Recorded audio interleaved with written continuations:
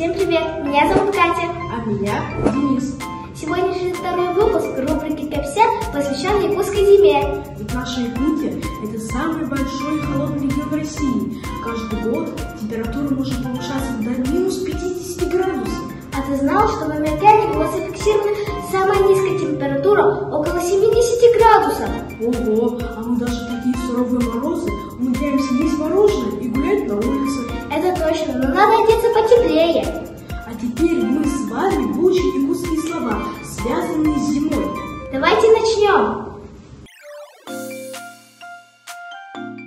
Новый год. Санаджил.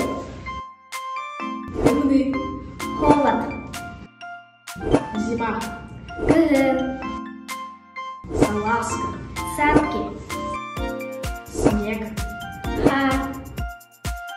Дылюк. Варежки. Горки. Сыр.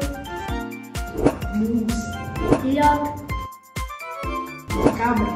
Ахсынге. Урха. Метель. Январь. Токсуньё. Полунью. Февраль. Он. Мёрзлый. Северное сияние. Чукая-бельвота.